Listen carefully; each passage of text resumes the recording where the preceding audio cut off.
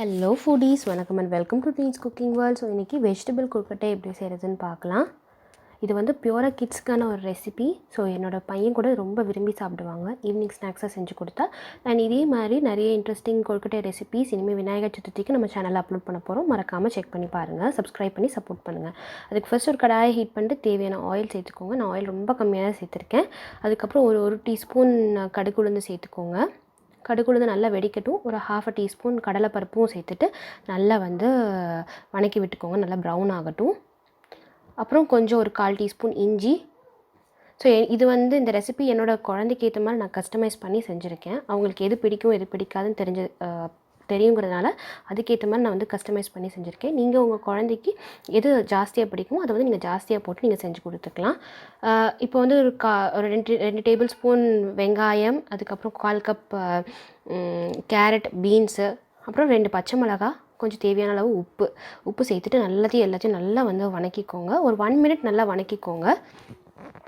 நல்லா இப்போது வணக்கிட்டு இப்போது லைட்டாக அது மாதிரி ஒரு தடவை தண்ணி தெளிச்சிட்டு கவர் பண்ணி குக் பண்ணிங்கன்னா அது எல்லாமே நல்லா குக் ஆகிடும்.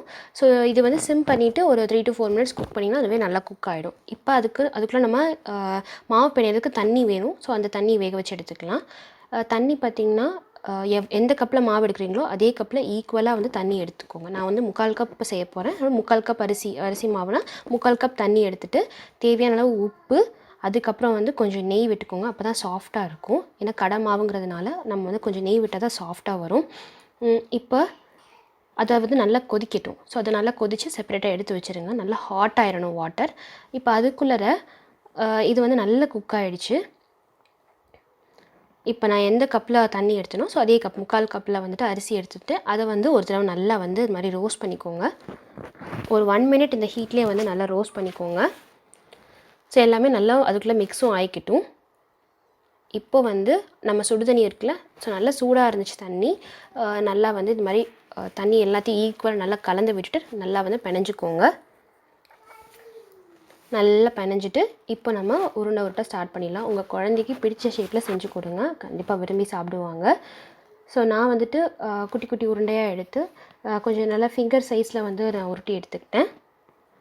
நீங்கள் மோதகம் பண்ணி வச்சுக்கலாம், இல்லைனா வந்துட்டு அந்த பூரணம் மாதிரி பண்ணுவாங்கள்ல, ஸோ அந்த ஷேப் கூட உங்களுக்கு உங்கள் குழந்தைக்கு என்ன ஷேப் பிடிக்குமோ நீங்கள் அதை பண்ணிக்கோங்க. கொஞ்சம் இந்த மாதிரி தட்டையாக நான் வந்து உருட்டிக்கிட்டேன். ரொம்ப தண்டியாக இருந்துச்சுன்னா வேகிறதுக்கு லேட் ஆகுங்கிறதுனால. ஸோ இதே ஷேப்பில் எல்லாத்தையும் உருட்டி எடுத்துக்கோங்க. இப்போ ஒரு இட்லி பாத்திரத்தில் கொஞ்சம் ஆயில் வந்து விட்டுக்கோங்க. ஆயில் விட்டுட்டு இப்போ நம்ம பிடிச்சி வச்சிருந்தாலும் எல்லா கொழுக்கட்டையும் வந்து உள்ளே வச்சிட்டிங்கன்னா சூப்பராக வெந்துடும். அண்ட் நான் இன்னொன்று சொல்ல மறந்துட்டேன். ஸோ இந்த கொழுக்கட்டையை வந்து நம்ம பிடிக்க ஸ்டார்ட் பண்ணும்போது அந்த பச்சை மிளகாயை செப்பரேட்டாக எடுத்துருங்க வெளியில். பிகாஸ் குழந்தைங்க கடிக்கும் போது காரம் பட்டுருச்சுன்னா அடுத்து சாப்பிடவே மாட்டாங்க. ஸோ அதனால் செப்பரேட்டாக எடுத்துருங்க. பச்சை மிளகாய் அந்த ஃப்ளேவர்ஸ் இறங்கினதே போதும். இப்போ அது கவர் பண்ணி குக் பண்ணிங்கன்னா ஒரு 5 to 6 மினிட்ஸ் குக் பண்ணாலே ஈஸியாக சீக்கிரம் குக் ஆகிடும். நல்லா ஹை ஃப்ளேமில் வச்சு குக் பண்ணிங்கன்னா அவ்வளோதான். எம்மியான, டேஸ்டியான, ஈஸியான வெஜிடபிள் கொழுக்கட்டை இது. ஸோ என்னோடய பையன் ரொம்ப விரும்பி சாப்பிட்ற ஒரு ஈவினிங் ஸ்நாக் இது. ஸோ இதே மாதிரி நிறைய இன்ட்ரெஸ்டிங் ரெசிபீஸ் நம்ம சேனலில் அப்லோட் பண்ண போகிறோம். ஸோ அதனால் மிஸ் பண்ணாமல் லாஸ்ட் வரைக்கும் வீடியோ பார்த்ததுக்கு ரொம்ப நன்றி. அண்ட் இதே மாதிரி நிறைய இன்ட்ரெஸ்டிங் ரெசிபீஸு அப்லோட் பண்ண போகிறோம். ஸோ அதுக்கு சப்ஸ்கிரைப் பண்ணி சப்போர்ட் பண்ணுங்கள். நெக்ஸ்ட் வீடியோவில் சந்திப்போம். பாய்.